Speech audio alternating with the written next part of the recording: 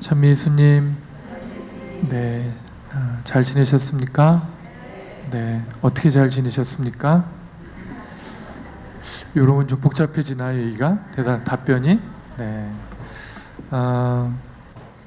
오늘 주제도 제가 그 강의할 때 주제는 뭐예요, 보통? 처음 들으시나요?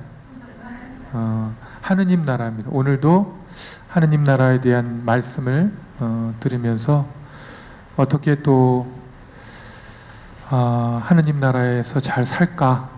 근데 딱 제가 이제 그 관심법으로 바라보면 하느님 나라에 살고 있는 관상은 아니에요. 지금 현재 전반적으로 보면은 다 저기 예술 작품에 나오는 그런 인상들을 하고, 인상파라든가 이런 거,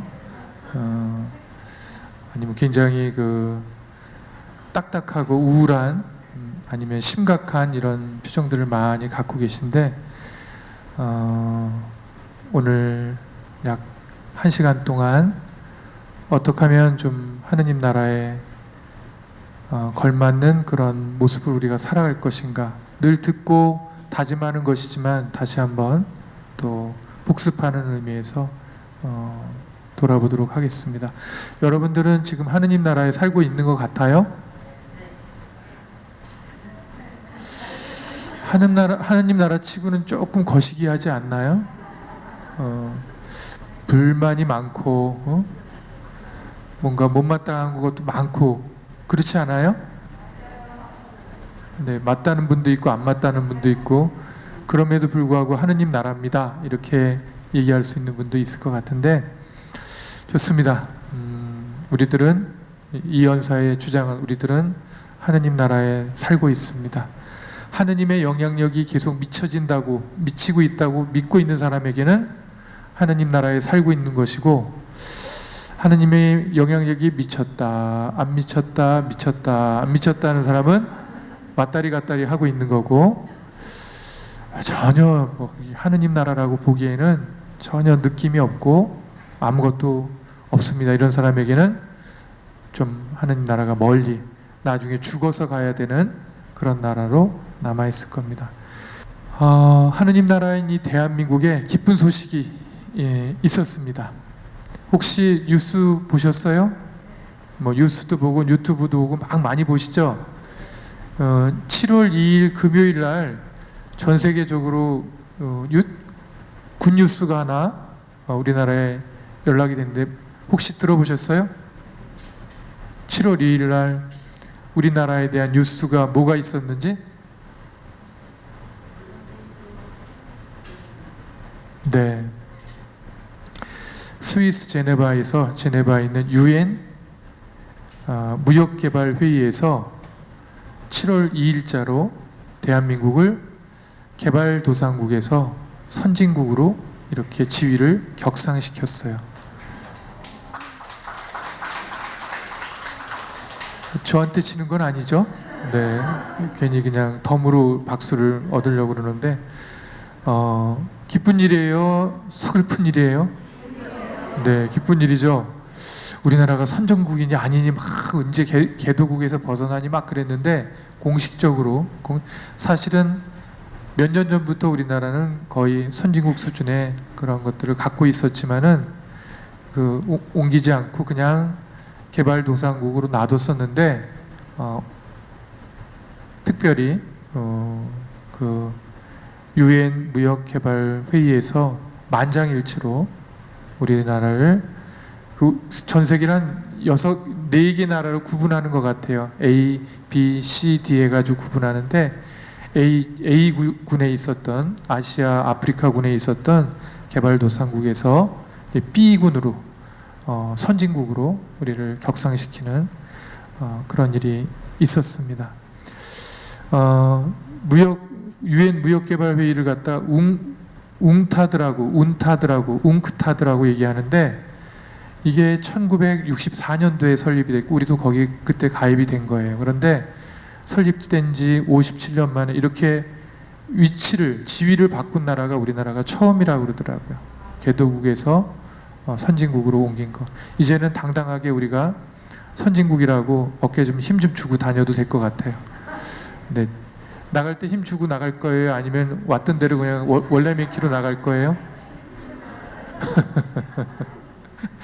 그리고 그것보다 좀 전에 6월 달에 미국 3대 주간지에 속하는 US 뉴스지에서 뭐가 있었냐면 전 세계적인 국가적인 국력에 대한 순위를 이렇게 딱 매겨봤는데 여러 가지를 연구해가지고 뭐 국제 외교, 군사력, 뭐 그 리더십, 또 경제, 뭐 영향력 이런 것들, 경제 정치적인 영향력 이런 걸 다 따져가지고 순위를 매겼는데 우리나라가 몇 등 나왔을까요? 우리는 등수 매기는 거 되게 좋아하고 높은 등수 올라가는 거 되게 좋아하죠. 몇 등 됐을 것 같아요? 전 세계 200 몇 개국이 있는 나라에서 네? 1위요?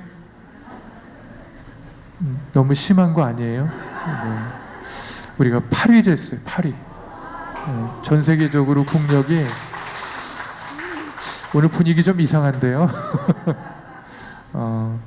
8위를 차지했습니다. 세계에서 영향력을 가장 많이 끼치는 나라 중에 8위로 우리나라가 올라갔어요.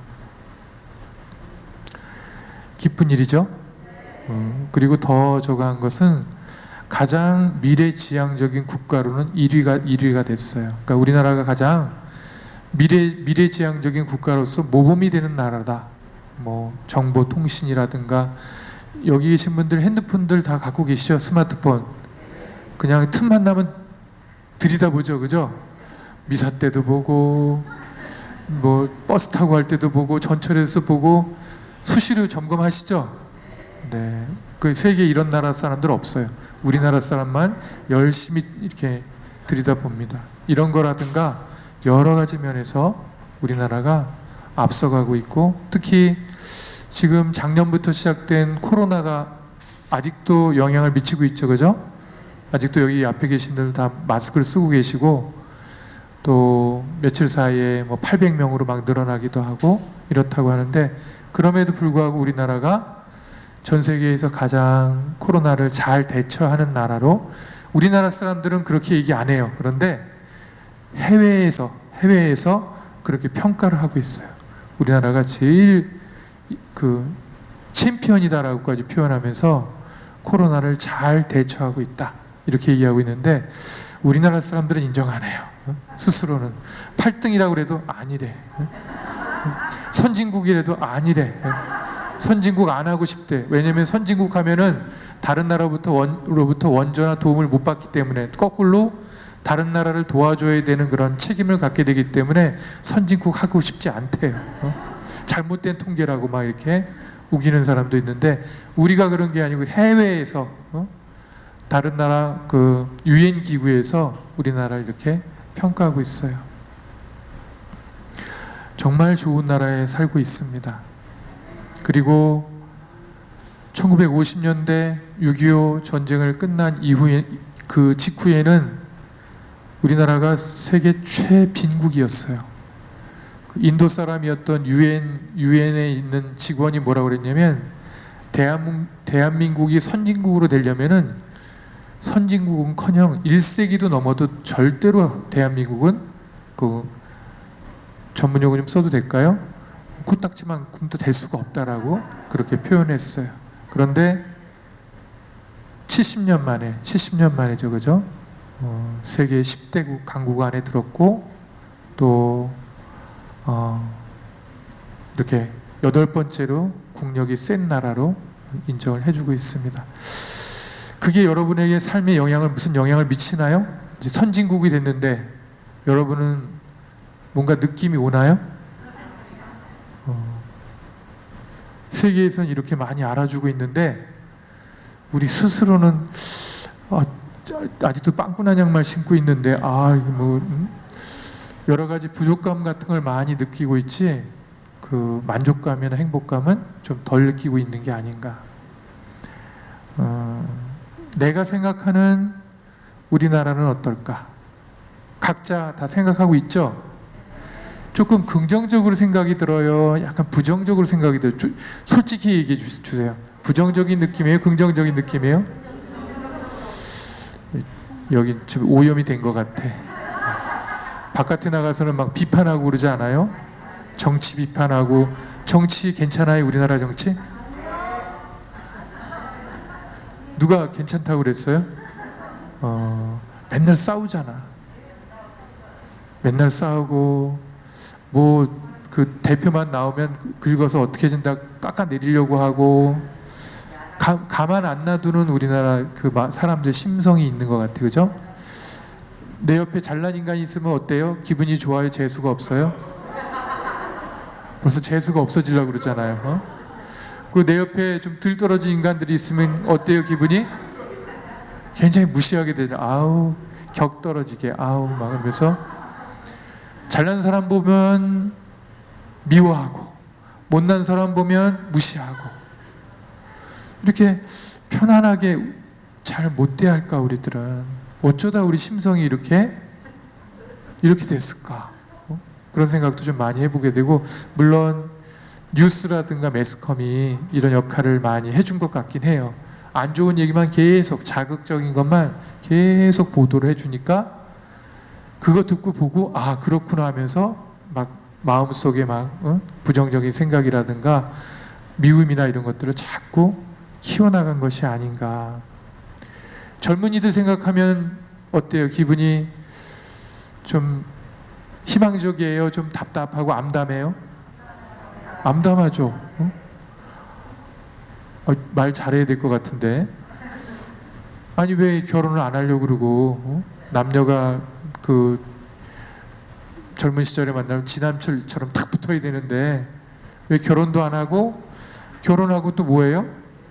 애는 안 낳는데 애 안 낳고 뭐 하려고? 뭐 한대요? 자기만의 시간을 가져야 된대요. 세상에서 가장 큰 선물, 소중한 것은 제가 보기에는 생명인데, 그죠? 사람들이 태어나고 이 인류를 유지했던 그 가장 근본적인 그런 이유는 인류학자에 의하면 아이의 웃음소리라고 그래요. 웃음소리나 울음소리가 사람들을 굉장히 살 의욕을 갖게 해주고 웃음을 갖게 해주고 그렇게 해준다고. 근데 이제 시골에 지방에 내려가면은 사람들도 없고 젊은 사람은 더더욱 없고, 그러니까 아이들 소리가 안 나는 거죠. 저희 그 친정집은 우이동이거든요. 우이동이면 시골이에요? 서울이에요? 서울로 쳐줘서 고마워요. 그런데 그 우이동에 있는 아파트만 들어가도 제가 보기에는 애들이 별로 없어요. 대부분 어르신들이, 우리 어머니를 비롯한 어르신들이 다 거기 많이 계시는 것 같아요. 한 20년 전, 10년 전에는 애들도 막 소리 나고 북적북적 이런 소리가 났는데 애들 소리가 이제 안 나는 것 같아요. 걱정됩니까? 안 됩니까?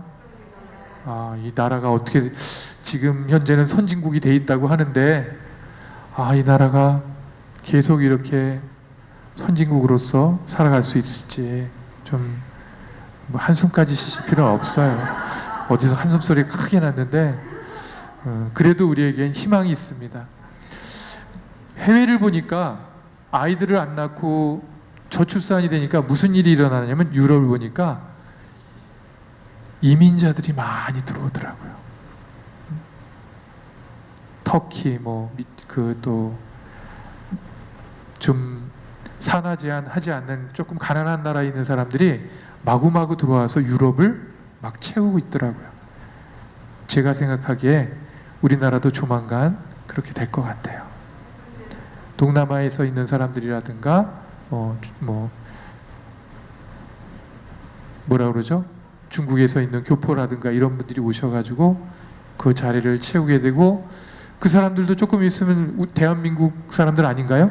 결혼해서 애 낳으면은 또 그 애들도 우리나라 애들인데, 우리나라 사람 안에 많이 있는 것 중에 하나가 차별하는 것들이 많이 있는 것 같은데, 차별을 할까요? 안 할까요? 순수 한국 족속하고 얘네들은 이류 국민 이런 식으로 차별할 수 있는 여지도 참 많아지는 것 같고, 속으로 많이 걱정을 했거든요. 아, 결혼도 안 하고 애를 안 낳으면 점점점 인구가 줄어가지고 나중에 한국이 없어지겠고, 그럴 일은 없을 것 같고, 다른 나라 사람들이 들어와서 막 채워지면서 조금 그런 나라로 변하지 않을까, 유럽처럼 그런 생각을 해봅니다. 아무튼 우리 스스로가 생각하는 우리나라에 대해서 우리는 만족스러워하고 행복해하고 있는가, 이런 하느님 나라라는 개념으로 본다면 대한민국 안에 있는 하느님 나라에 살고 있는 우리들이 만족스러워하고 행복하게 살고 있는가 하니까 이것도 조금 물음표가 아닐까, 이런 생각을 좀 해봤어요. 우리는 하느님 나라에 살고 있지만 상당히 반 하느님적인 그런 마음을 많이 갖고 살고 있다. 하지만 하느님께서 왜 저를 이 자리에 세워가지고 이런 얘기를 하게 할까? 분명히 뜻이 있을 거라고 저는 생각을 해요. 첫 번째, 왼쪽으로 하는 절을 뭐라고 그랬죠? 왼쪽으로 확 하는 절을 갖다가 예전에 했었는데 좌절이라고 들어보셨어요? 네. 왼쪽으로 하는 절을 좌절이라고 하는데, 좌절하지 마시자. 우리 하느님이 계시기 때문에 우리는 어떠한 처지나 환경과 조건 안에서도 좌절하지 말아야 되겠다. 화장실 쪽으로 해서 절을 하는 걸 뭐라고 그래요? 변절이라고. 그래서 하느님에 대한 배신도 하지 말고 변절도 하지 말고 오직 하느님께 향하고 나가야 되겠다. 하느님께 나갈 때 어떤 일이 벌어지냐면 부정적인 생각이나 부정적인 감정이 자꾸 적어져가요. 우리나라가 이렇게 크게 발전한 그런 이유는 제가 보기에는 결정적으로는 크게 교육에 있었던 것 같아요. 저 이제 29인데 우리 어머니도 그렇고 여러분들의 부모님들도 그렇고 여러분 자신도 그렇고 자식들 공부하라고 막 다구치지 않았나요? 이놈의 새끼 공부 안 한다고 막 연탄집게 들고 쫓아다니면서 공부하라고 그러고 엄청나게 공부를 많이 시켰던 것 같아요. 있는 집안은 과외도 시키고 또 있는 집안은 저기 좋은 학군으로 보내가지고 막 이런 것도 시키면서 엄청나게, 그게 바로 우리가 이렇게 잘 살고 똑똑해진, 아주 스마트한 국민이 되는 1등 공신을 한 것 같습니다. 그 대신에 근데 이런 것도 상당히 많이 있는 것 같아요. 지적인 부분, 공부의 부분을 많이 강조하다 보니까 어떤 부분이 좀 많이 좀 덜 미치게 됐을까요? 네, 그렇죠. 사람의 도리라든가 사람과의 어떤 관계에서의 예의라든가 상대를 배려하는 거라든가 이런 것들이 예전보다는 많이 이렇게 떨어지게 된 것 같아요. 그러니까 경쟁에서 이겨야 하고, 아까 말했듯이 나보다 잘난 인간은 재수 없고 나보다 못난 인간은 개무시해도 되고, 이런 식의 어떤 굉장히 이기적인 마음들이 많이 자리 잡게 된 것 같아요. 여기 계신 분들도 오늘 미사에 참여하고 이 피정에 참여한 것은 너무 기뻐가지고 하나님께 감사드리려고 온 사람은 제가 보기에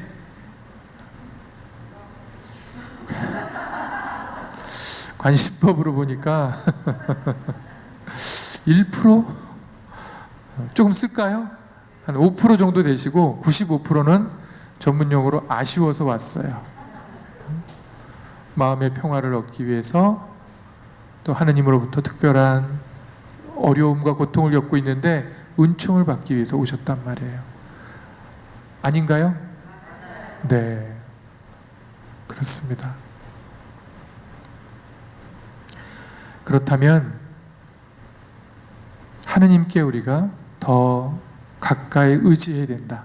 다른 말로 얘기하면 우리가 너무나 많이 똑똑해져 있고 머릿속에 든 게 많아요. 근데 전문용어로 얘기하면 조금 잡지식들이에요. 이건 우리에게 뭘 갖다 주냐면 교만을 갖다 줍니다. 뭐만 얘기하면 다 비판해. 모르는 거 없잖아요, 여러분들. 모르는 거 빼고 다 알잖아요, 그죠? 그러니까 뭐만 얘기하면은 다 반박하고 다 비판하고 다 내 식대로 다 쳐버려요. 그러니까 관계가 잘 좋아지기가 힘들어지는 거예요. 뒤집어 얘기해서 우리가 이렇게 발전된 나라에서 행복하게 더 기쁘게 살기 위해서는 어떤 덕이 우리에게 필요하냐면 겸손의 덕이 필요한 것 같아요. 낮아져야 돼요. 초심으로 돌아가야 되고, 옛날에 못 먹고 못 살 때 그런 뭐 헝그리 정신이라고 해도 되겠지만은 뭐 그 정도까지는 아니어도 굉장히 나 자신을 조금 겸손하게 만드는 작업이 필요합니다. 그냥 자기 비하하라는 것하고는 전혀 다른 거예요.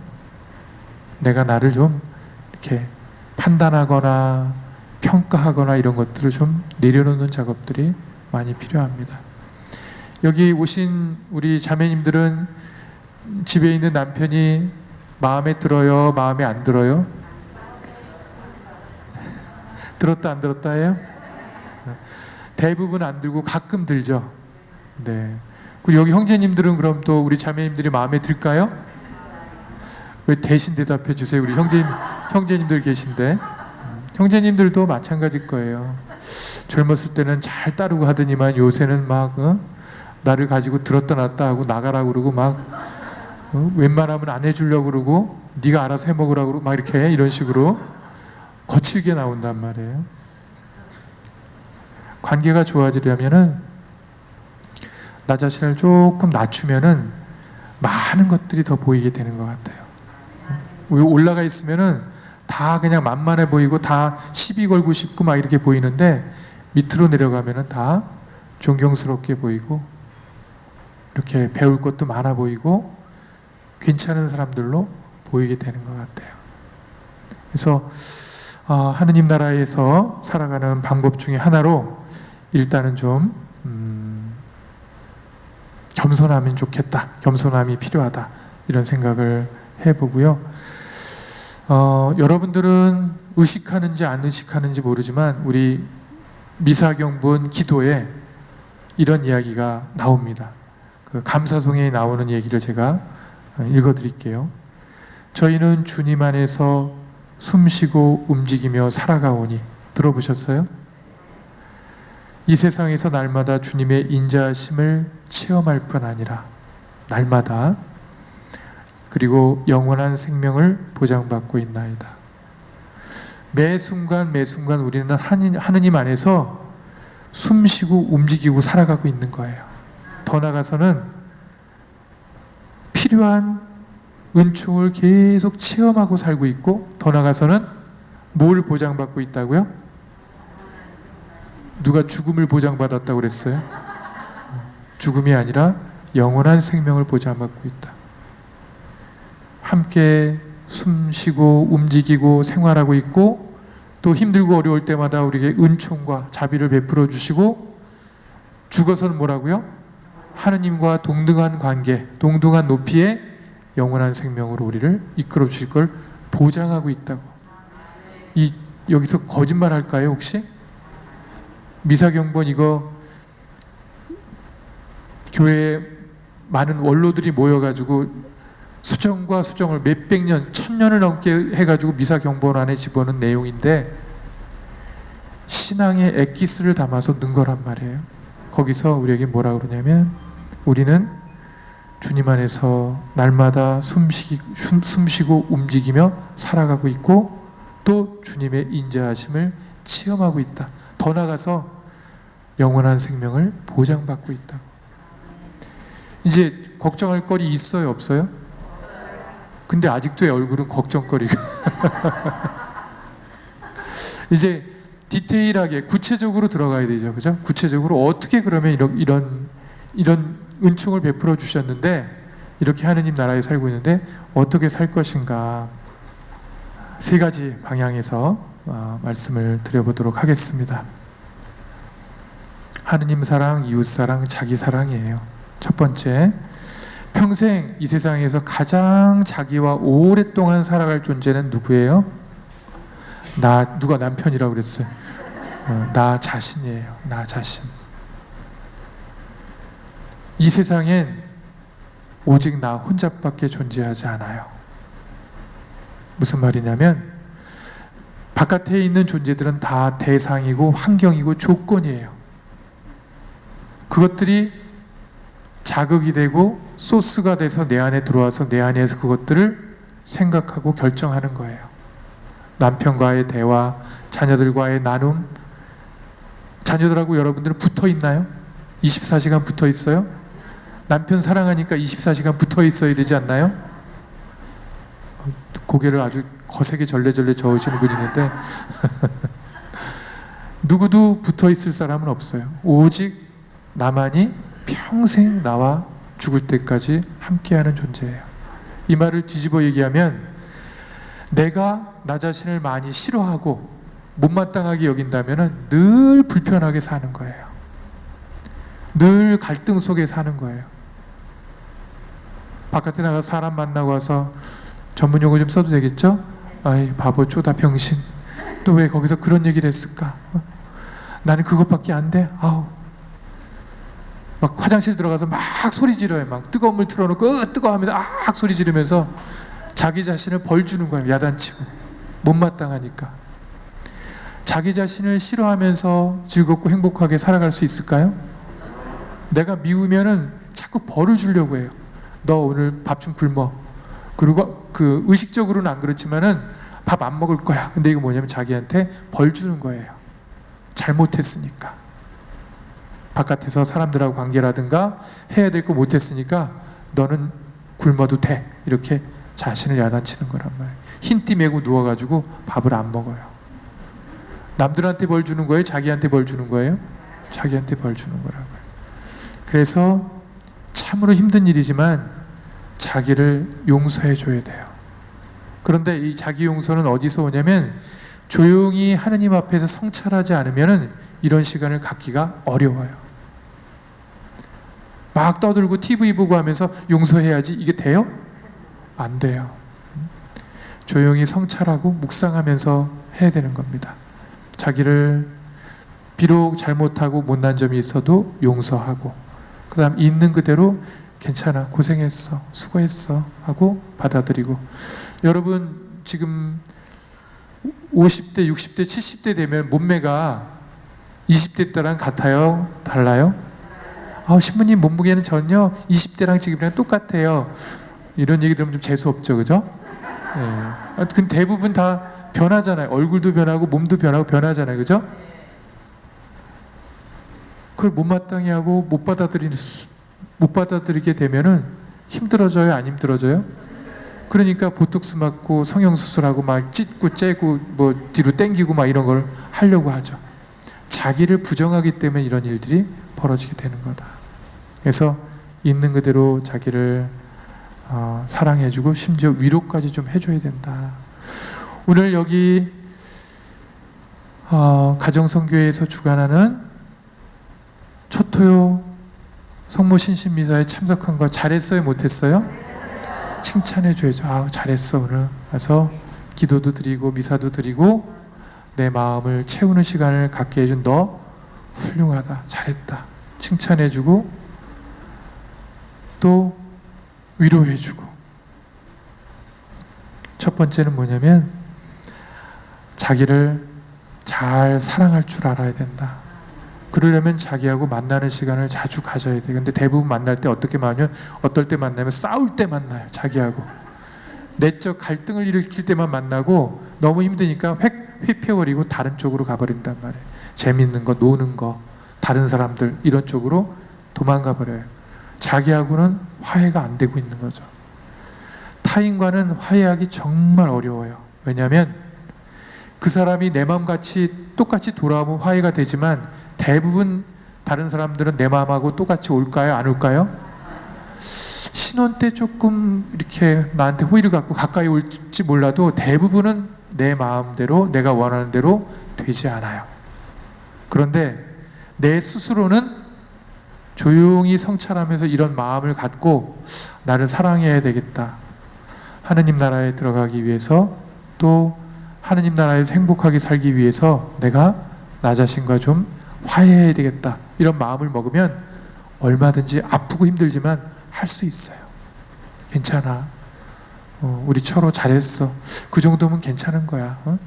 1등 안 해도 돼. 2등 한 걸 갖고 뭐 그래. 아, 이것도 좀 재수없나? 근데 뭐 조금 못해도 괜찮다고 위로해 주는 거죠.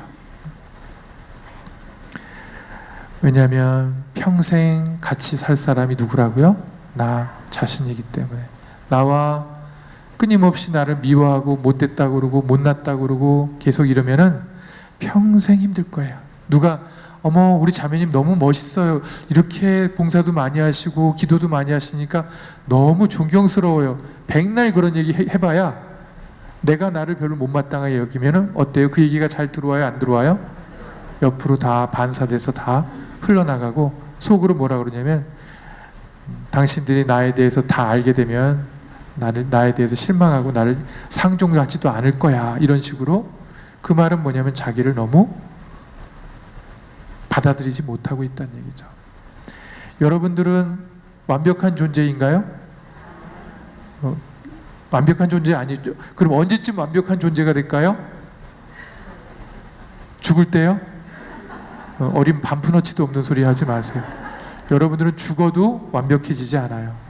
우리는 부족한 존재입니다. 어떤 성인들 성서에는 벌레만도 못한 존재라고 표현하고 있어요. 어떨 땐 그래요. 하지만 그것도 우리가 받아들여야 됩니다. 우리와 화해하고 나 자신과 화해하고 위로해주고 수용해주고 사랑하는 그런 자세를 우리가 기본적으로 먼저 가져야 된다. 우리가 이제 교육열이 높아서 많이 똑똑하잖아요. 이제 어느 단계까지 왔냐면 자기를 이해하고 사랑하는 단계까지 들어가야 된다. 두 번째 뭐냐면 이웃사랑인데 여러분들에게 어려운 거 안 드릴게요. 어떤 사람을 만나냐면 사랑하는 사람을 만나세요.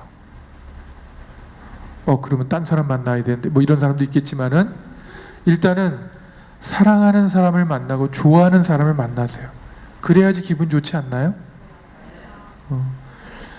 의무적으로 막 만나기 싫은 사람 막 억지로 만나가지고 며칠 동안 끙끙 앓고 막 열나고 막 그럴 수도 있죠, 그죠? 의무감에 사로잡혀 있는 사람들은 많이 그래요. 하지만 우선적으로 제가 드리고 싶은 얘기는 사랑하는 사람, 좋아하는 사람들을 만나거나 생각하거나 또 그런 사람들과 대화하거나 이런 것들을 권해드립니다. 그런 사람들과 대화하면서 위로해주고 위로받고 칭찬해주고 칭찬받고 그래야지 우리가 살맛이 나는 거예요. 우리 2000년대 들어와서 많이 각광을 받고 있는 용어가 자존감이라는 말이 있는데 자기를 이렇게 존중하고 사랑하는 그런 거. 자존감이 높아지는 가장 좋은 방법 두 가지가 있는데 첫 번째는 외부로부터 칭찬과 지지와 격려를 많이 받을 때 내가 괜찮은 사람이구나 하고 자존감이 올라간대요. 마치 우리나라가 세계 국력 8위고 뭐라 그랬어요? 가장 미래지향적인 국가 1위고 그 다음에 선진국이 됐고 이건 우리가 얘기한 거예요? 남이 얘기해 준 거예요? 그렇게 했을 때 여러분들 뭐 하셔서 아까 박수 치지 않았어요? 자부심이 올라간다면 아우 우리가 이래 내가 여기서만 그치면 안 되고 내 스스로가 나를 또 어떻게 해야 돼요? 좋아해야 돼요. 그러기 위해서는 내가 하고 싶은 거 내가 좋아하는 걸 하면서 자꾸 기쁨을 성공을 체험할 때 내가 그 자존감이 높아지게 되는 거예요. 두 가지 방향이라고 그랬어요. 좋아하는 사람들로부터 지지와 위로와 칭찬과 또 따뜻한 정서적인 교감을 할 때 두 번째는 내 스스로가 뭐예요? 좋아하는 일을 하거나 또 어떤 계획한 일을 하면서 성공적인 체험을 할 때 내가 괜찮은 사람이라는 그런 마음이 생긴다라는 거. 세 번째 뭐냐면 제일 중요한 거 아까 말씀드렸죠. 주님 안에서 우리는 숨쉬고 움직이며 살아가고 있고 이 세상에서 날마다 주님의 인자하심까지 체험할 뿐 아니라 뭘 보장받고 있다고요? 영원한 생명을 보장받고 있다고 고백했는데 그런 하느님과 자주 만나야 돼요. 하느님은 다른 식으로 얘기하면 우리 엄마고 아빠예요. 내 존재의 근원이고, 아버님, 어머님 하면 굉장히 어렵지만은 이건 조금 시어머니, 시아버지 같은 느낌이 드는데, 엄마, 아빠 그러면 어때요?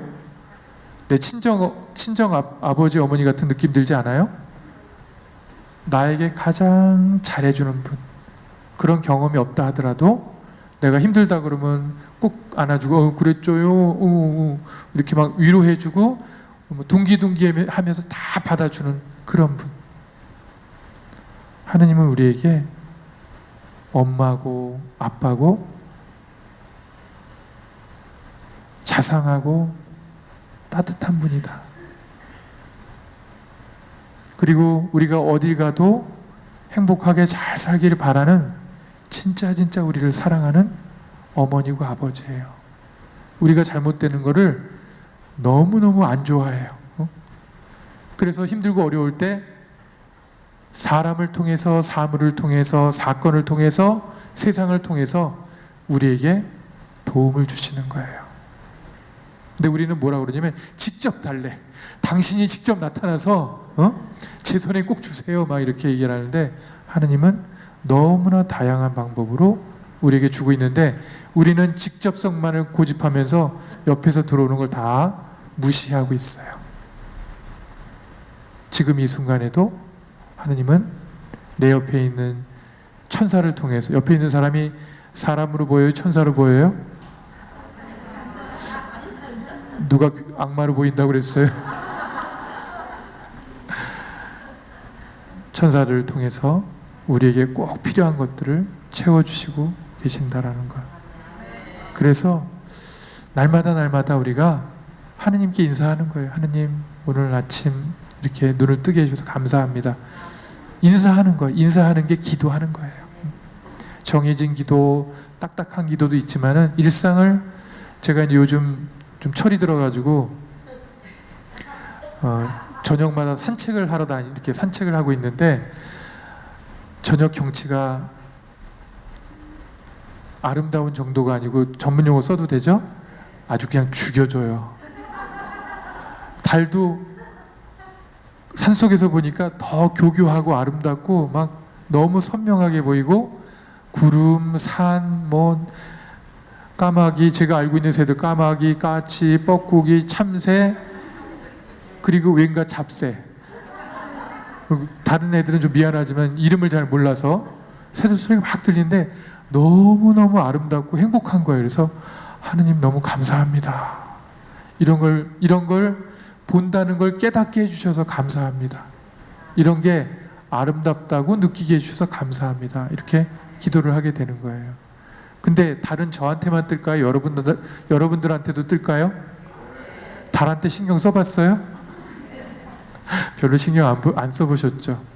이렇게 할 때 나 자신을 돌아보는 시간을 갖게 되고 또 하느님을 생각하게 되는 것 같아요. 그래서 늘 하느님을 의식하면서 살 수는 없지만 그래도 틈나는 대로, 생각나는 대로 하느님께 인사하고, 하느님 저 여기 왔어요, 여기 있습니다 라고 얘기하고, 또 힘들 때는 가서 꺼이꺼이 울어도 돼. 하느님 나 너무 억울하고 하나 죽겠어요 하고 막 남들이 들을까봐 이제 아까 화장실 전법 있잖아요. 물 다 틀어놓고 안에 들어가가지고 막 울거나 막 소리 질러 보거나 하면서 나에게 필요한 걸 달라고, 힘을 달라고 기도하는 거죠. 그렇게 하느님과 날마다 가까워지려고 노력하는 것, 이 세 가지가 하느님 나라에 사는 방법이고 행복하게 사는 방법입니다. 자, 행복이란 기분이 좋은 거예요? 나쁜 거예요? 네, 기분 나쁘면서 행복한 사람, 그런 건 없어요. 그죠? 근데 좋은 기분은 나쁜 생각을 할 때 생길까요? 좋은 생각을 할 때 생길까요? 그러니까 이렇게 꼬리를 물고 들어오는 거예요. 여러분들이 행복하려면은 자꾸 의도적으로 어떤 생각을 해야 되냐면 좋은 생각을 해야 돼요. 신부님, 저는 죽어도 안 돼요. 그럼 저는 할 말이 없어요. 그런 분은 그냥 불행하게 사세요. 쉬울 것 같고 어려울 것 같지만 이게 답이에요. 자꾸 좋은 생각을 하는 거예요. 아까 얘기했죠. 좋은 사람 만나서 대화하고 얘기하고 스스로에 대해서 위로도 해주고 잘못한 거는 격려해주고 지지해주고 잘한 거는 잘했어 하고 칭찬도 해주고 스스로가 이런 것도 하면서 내가 할 수 있다면 자꾸 좋은 것을 바라보고 좋은 생각을 해야지 기분이 좋아지고 행복한 체험을 하게 될 겁니다. 근심, 걱정, 불안, 두려움, 미움, 분노가 오히려 우리 삶을 더 많이 압도하고 있을지 몰라요. 근데 거기만 머물러 있으면 여러분들은 계속 지옥 속에 살게 됩니다. 마음의 지옥 속에. 거기서 걔네들을 딛고 어떤 생각을 하라고요? 좋은 생각을 자꾸 해야 돼요. 오늘 미사 때 우리 회장님 말씀 들으니까 기분이 좋았어요? 재수 없었어요? 네? 네? 좋았죠? 한철호 신부 얘기 들으니까 기분이 좋았어요? 나빴어요? 네. 좋았다고 생각한 사람은 오늘 굉장히 유익한 시간을 가졌다고 생각할 것이고, 저 말 같지도 않은 소리 계속하고 있어. 이렇게 생각한 사람은 가면서 굉장히 재수가 없을 거예요. 그냥 7월 첫째 주부터 재수가 옴붙었네 하면서 가게 될 거예요. 생각이 나의 기분을, 나의 삶을 압도하게 될 겁니다. 하지만 그렇게 좋은 생각, 긍정적인 생각은 저절로 일어나지 않아요. 굉장히 노력을 많이 해야 됩니다. 영어 좀 쓸까요? No pain, no gain. 들어보셨죠? 고통이 없는 곳에 나에게 다가오는 어떤 축복이나 이득도 없다라는 거예요. 여러분들이 겪고 있는 힘든 거, 어려운 것들은 하나도 무의미한 게 없어요. 다 의미 있어요. 여러분들에게 피가 되고 살이 되고 또 여러분들이 행복한 쪽으로 나가는데 다 발판이 될 거예요. 나만 개고생하고 있어. 개들이 무슨 잘못인 자꾸 앞에 개자 붙이는데 나만 쓸데없는 고통당하고 고생하고 옆에 보니까 저 사람은 잘 나가고 있는 것 같은데 그런 거 없어요. 잘 나가는 것 같은 그 사람도 가까이 가서 들여다보면은 나보다 더 힘들어요. 겉만 화려해요. 허영이나 허세는 힘든 사람일수록 더 부리는 거예요. 겉이 화려할수록 속은 더 빈곤할 때가 많습니다. 그런 거 보고 위축되거나 좌절하거나, 좌절 아까 뭐라 그랬죠? 왼쪽으로 절하는 거 좌절이라고 그랬죠? 좌절하거나 화장실에서 절하지 말고 변절하지도 말고 오로지 한 방향으로 하느님만 믿고 가면은 여러분에게 꼭 필요한 은총을 하느님이 계속해서 내려주실 거예요. 언제까지? 죽을 때까지. 죽은 이후에는 하느님이 함께 사실 거예요. 너 나랑 같이 살자. 이렇게. 네.